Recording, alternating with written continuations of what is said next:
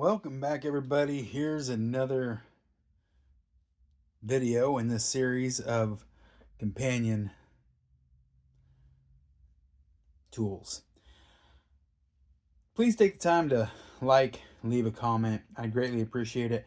YouTube, I know, can get pretty funky on some of the wording, some of the words you use in the titles, and even in your videos themselves. So I'm trying to get this to where it can actually get some views.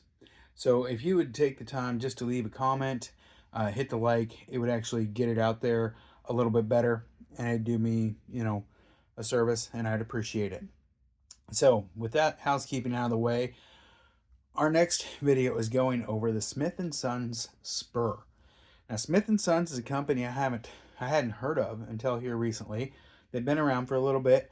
They are a USA made, USA based company out of Louisiana. They are a handmade, hand production kind of company. So right in there in line with what I would say, like your LT Wrights, your White River and things like that. So we're going to go over the ergonomics. First, in sheath, this is your Smith and Sons Spur. Nice little sheath. The can be worn horizontally with a thin belt or vertical. Show you where that is at, where your belt goes through, how much knife is going to be sticking up. Kind of try to give you a representation close on the glove there to see if you can see where that would, how much that would ride above your belt line. That is a comfort thing. Some people like the knives higher, some people like them lower, some people like danglers, just kind of depends. So this is a neat little knife. And you'll notice as I go through these that you'll see that I have a style that I like, or certain knives that interest me, I should say, or certain shapes and stuff like that. This is like a small bird and trout knife. Absolutely fantastic, little, light, small. Comparing it here with our White River knives, Sendero Pack, Jerry Fisk design, fantastic thin slicey knife. This is a really good comparison side by side. Granted, you're looking at a little bit different edge geometry, a little bit handle geometry difference, but would be comparable. Doing a handle thickness side by side, you'll see they're very, very close in handle thickness. Both nice thin handle. The spur coming from the bottom, though, is a little bit wider. So, or feels that way. Nice little bit flat surface. So this is almost in a triangle shape. And I don't know if I will be able to show that very easily. Try to get that off camera so it's not stealing focus from us. Let's see.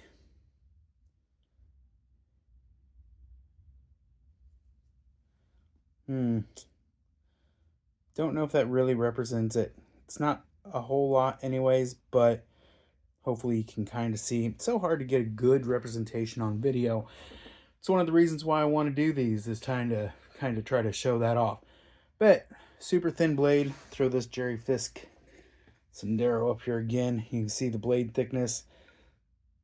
Stock tang fitness is about the same. Really close. No jimping on the top there.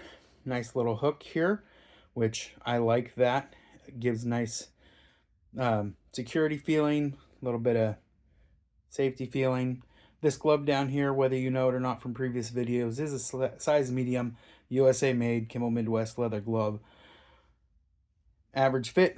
So there you have it across that glove. In hand, up against the guard and back, you can see where that sits. Probably should have cleaned out from underneath my fingernails. And see how many people comment how disgusting that is. Sorry, I was probably doing some work or something. It happens. burl up micarta on this one here. I like that. I like the look of it. I like the feel of it. I've said before, I wish manufacturers would kind of give a design process or thought in why they shape knives the way they do. I like having a little angle here.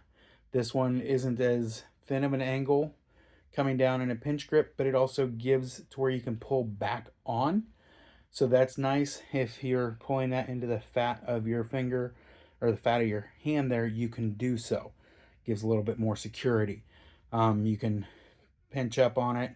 You can come up nice and high. Great all around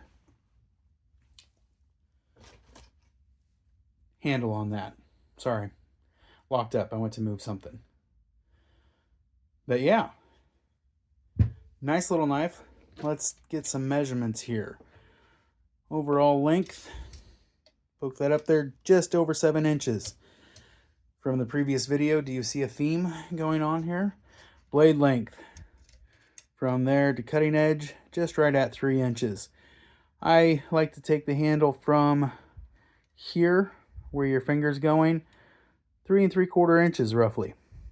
So a little bit more handle than some previous knives that I did videos of, or maybe it'll be next, depends on how I upload these and everything. Get rid of that. Get our calipers here zeroed out. Blade thickness. Back here on the spine. Wow. 0.88. It's about halfway through the blade. Down at the tip. Gets pretty thin. Not all the way at the tip. There's about all the way at the tip. 0.39. Handle width. Right up here at the beginning. 0.475. About 3/4 of the way back is about the thickest on this. 0.515. Height at the tallest point, if I can get that, 0.9155, roughly, give or take a little bit. But you can kind of see the curvature of it. Not a whole lot, but it does. Kind of tapers. Like I said, it has this like triangleness to it. So it gives really good indexing. This way it tucks in, comes back, still gives you some pretty good security feeling, pretty good grip. This ring finger gives a nice little pinch back. So good security all the way around. No jimping on the spine. It's a rounded spine, smooth, easy to hold on to. aeb-l steel. This one has not gotten much use at all. I will try to do more videos of it cutting some taters and onions and all that good stuff, put in its use. I would not hesitate to take this out during whitetail season and process and skin and process that. I think it would be a nice little, very usable knife all the way around. If you have any questions on this or anything like that, please let me know.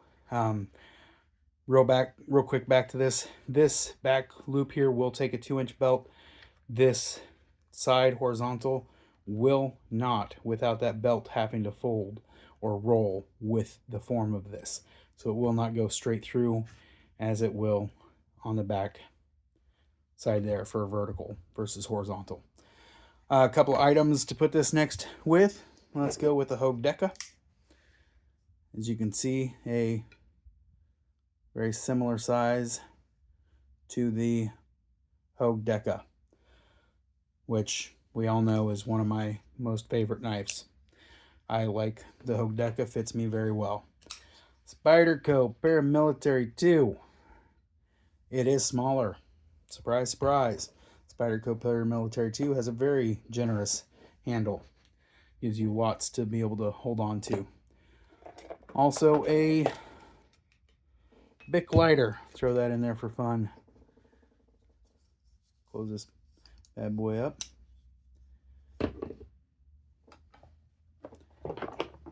So, and the phone's going off. Key bar, large, or their double one, whatever. Gives you an idea. aeb-l is magnetic. Those are good little magnets. And last but not least, my Kimball Midwest Mechanics pin light. Rechargeable. Bright. Anyways, hope you enjoyed the video. Please leave your feedback, your comments, your questions. Look forward to seeing this, doing some slicing soon.